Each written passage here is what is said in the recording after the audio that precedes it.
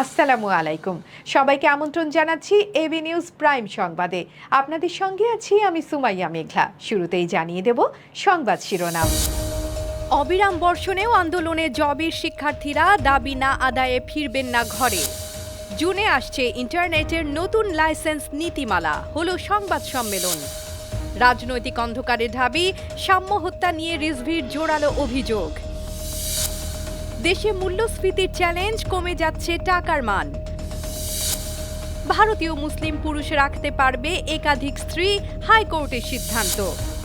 পাকিস্তানে যাচ্ছে বাংলাদেশ ক্রিকেট দল, এলো সবুজ সংকেত। দর্শক, এতক্ষণ শুনছিলেন শিরোনাম, এখন বিস্তারিত। সকাল থেকে শুরু হওয়া ঝড়ের মতো বর্ষণ, কিন্তু এই প্রাকৃতিক বেদনায় ভেঙে পড়েনি একদল তরুণ মন। জগন্নাথ বিশ্ববিদ্যালয়ের আন্দোলনরত শিক্ষার্থীরা যেন ঝড়ের সঙ্গে লড়াই করে চলেছেন। ৩ দফা দাবি আদায়ের জন্য তারা কাকরাইল মোড়ে একত্রিত হয়েছে, যেখানে গতকাল বুধবার থেকে শুরু হয় তাদের আন্দোলন। বৃষ্টির মাঝে ভিজে রাতের অন্ধকারে সেখানে তারা অটুট থেকেছেন। আজ বৃহস্পতিবার সকাল থেকে একই দৃশ্য অব্যাহত। শিক্ষার্থীরা ঝড়ের মতো বৃষ্টি উপেক্ষা করে তাদের অবস্থান চালিয়ে যাচ্ছেন। দুপুরের দিকে শুরু হয় ভারী বর্ষণের ঝুপড়ি, কিন্তু শিক্ষার্থীদের মনোভাব যেন বাঁধ ভেঙে যায়নি। ছাতা হাতে কিংবা ছাতা ছাড়াই তাদের প্রত্যয় যেন জল দিয়ে ধুয়ে যায়নি। তারা নানা স্লোগানে মাতিয়ে তুলেছেন মোড়ের বাতাস। দাবি আদায়ের অঙ্গীকারে তারা আন্দোলন চালিয়ে যাচ্ছেন। এমনকি বিশ্ববিদ্যালয় অস্থায়ীভাবে বন্ধ ঘোষণা করেও যেন এই তরুণেরা তাদের দৃঢ় সংকল্পের চূড়ান্ত প্রমাণ দিচ্ছেন। জগন্নাথ বিশ্ববিদ্যালয় বর্তমানে আনঅফিসিয়ালি বন্ধের পথে, কারণ বিশ্ববিদ্যালয়ের ছাত্রছাত্রীদের ৩ দফা দাবির জন্য রাস্তায় নেমে এসেছে, যেখানে তাদের দৃষ্টি একটাই, স্মরণীয় সংগ্রাম শেষ না হওয়া পর্যন্ত এই আন্দোলন চলবে।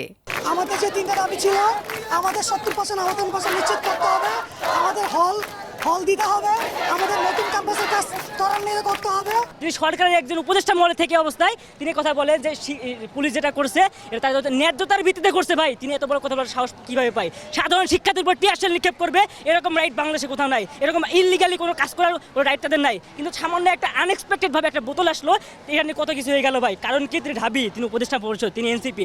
বিগত দিনে তাকান, এনসিপি এখানে এসে আন্দোলন করছে ভাই, খুব সুন্দর ঠান্ডা পানি খাওয়াইলেন তাদের, আর আমরা আসলাম টিয়ারশেল নিক্ষেপ করলেন, জল কামান নিক্ষেপ করলেন। ভাই, আমরা কি ভাইসে আসছি?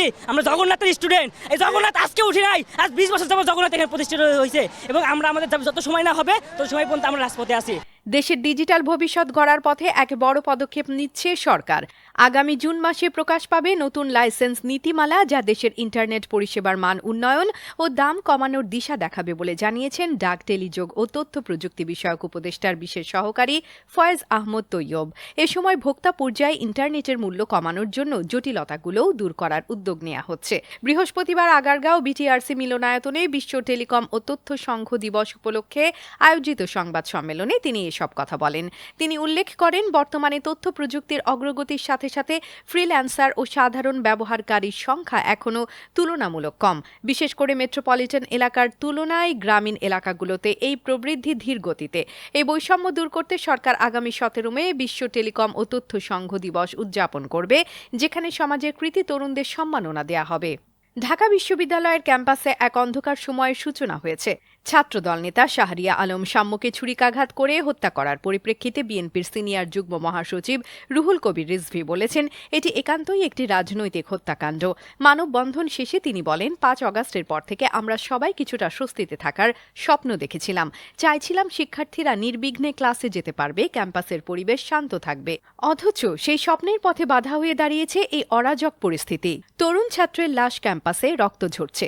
এখন আর আওয়ামী দোসররা নেই, ক্ষমতাসীনরা আজ সব বিরোধী দলের বিরুদ্ধে অবস্থান নিয়েছেন। তাহলে কেন এই লাশ পড়বে? রিজভী অভিযোগ করেন, গত পরশু রাতে ছাত্রদল নেতা সাম্যকে ছুরিকাঘাতে হত্যা করা হয়েছে।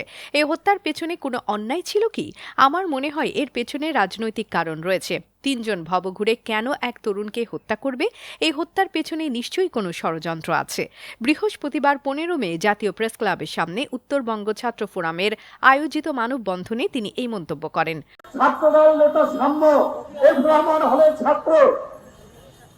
ছাত্রদলের একটি সম্পাদকীয় পদে রয়েছে, সাহিত্য প্রকাশ করা সম্পাদক। কি কারণ ছিল? কি অন্যায় করেছিল সাম্য? পুলিশ গ্রেপ্তার করেছেন 3 জনকে, 3 জন ভালো ঘুরে।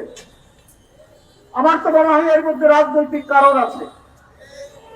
রাজনৈতিক কারণ না থাকলে এই ধরনের সাম্য, যার চেহারা সুদর্শন, সৌম্য, নাম তার সাম্য, তাকে হত্যা করবে কে?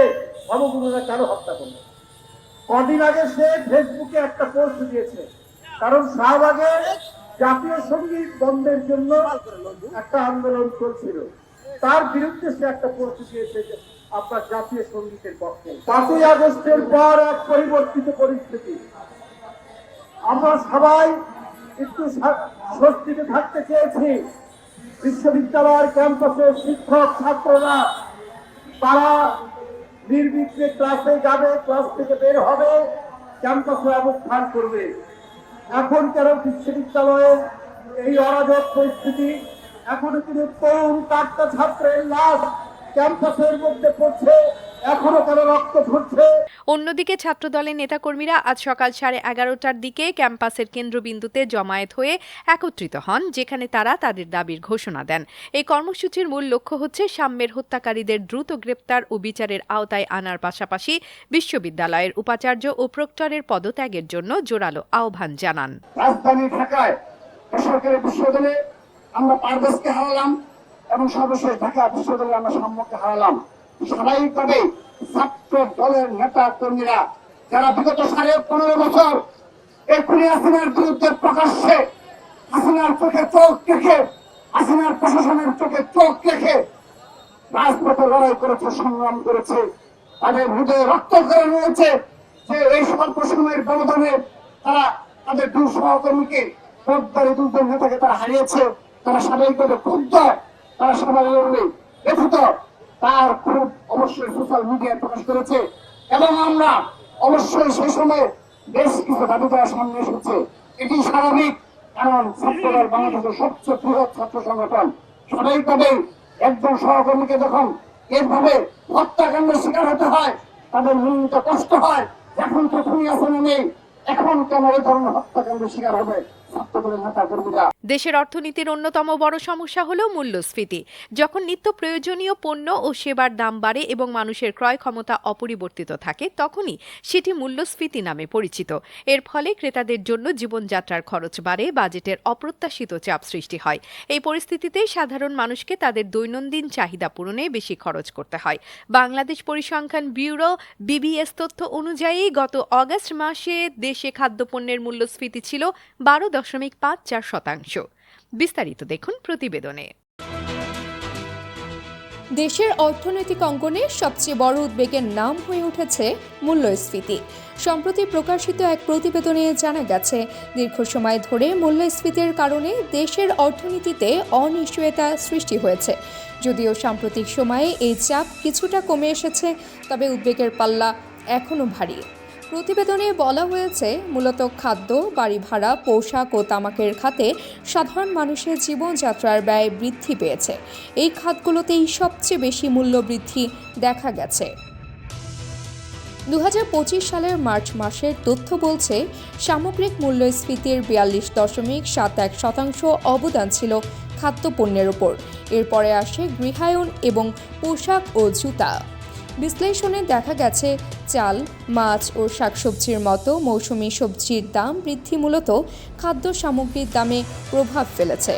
চালের দাম সবচেয়ে বেশি দায়িত্বে ছিল, যা ছিল 14.62%। মাছের দাম 11.58% এবং শাকসবজির দাম 6.08%। বিশেষ করে আগস্ট সেপ্টেম্বর মাসে দেশে বন্যা হওয়ায় চালের উৎপাদন কমে গিয়েছিল, ফলে চালের দাম আরও বাড়ে। GEDর সদস্য ডক্টর মঞ্জুর হোসেন বলেন, খাদ্য সামগ্রীর দিকেই মূলত মূল্যস্ফীতির সবচেয়ে বড় অংশের দায়িত্ব। সাম্প্রতিক পরিস্থিতি বিশ্লেষণে স্পষ্ট, আগামী দিনগুলোতে এই অস্থিরতা কমে আসবে বলে আশা প্রকাশ করছেন অর্থনীতিবিদরা। তবে এর জন্য প্রয়োজন সঠিক পরিকল্পনা ও কার্যকর উদ্যোগ। AB news desk report. ভারতের একটি হাইকোর্ট জানিয়েছে একজন মুসলিম পুরুষ একসঙ্গে 4টি পর্যন্ত স্ত্রীর অধিকারী হতে পারেন, তবে তার জন্য অবশ্যই সব স্ত্রীর সঙ্গে সমান আচরণ ও ন্যায্যতা প্রদান করতে হবে। এই সিদ্ধান্তটি বৃহস্পতিবার 15 মে সংবাদ মাধ্যম এনডিটিভির প্রতিবেদনে প্রকাশিত হয়েছে, যা দেশ জুড়ে আলোচনার ঝড় তোলে। সংবাদ মাধ্যমের সূত্রে জানা গেছে, এলাহাবাদ হাইকোর্ট সম্প্রতি এই রায় দেন, যেখানে বিচারপতি অরুণ কুমার সিং দেশওয়াল এক মামলার শুনানিতে এই মন্তব্য করেন। আইনজীবীরা যুক্তি দেন, মুসলিম ধর্মে একাধিক বিবাহ বৈধ। তারা বলেন, এই বিয়ের জন্য কোনো জালিয়াতি বা গোপন বিয়ে মানা হবে না। তবে বিচারপতি দেশওয়াল স্পষ্ট করে বলেন, ইসলাম ধর্মে 4টি পর্যন্ত বিবাহের অনুমতি রয়েছে, তবে তার জন্য নির্দিষ্ট শর্ত ও বৈধ কারণ থাকতে হবে। তিনি বলেন, অনেক সময় এই বিধানকে স্বার্থপরভাবে ব্যবহার করে অন্যায় করা হয়, যা বৈধতার সীমার বাইরেও চলে যায়। এই রায়টি মূলত ধর্মীয় বিধান ও সামাজিক ন্যায্যতার মধ্যে সমন্বয় সাধনের একটি গুরুত্বপূর্ণ দৃষ্টান্ত, যেখানে বলা হয়েছে, যদি সব স্ত্রীর প্রতি সমান মনোভাব ও ন্যায্যতা বজায় রাখা হয় তবে একাধিক বিবাহের অধিকার থাকে। চলতি মাসের 25 তারিখ থেকে পাকিস্তানের মাটিতে শুরু হওয়ার কথা ছিল বাংলাদেশের 5 ম্যাচে টি20 সিরিজ।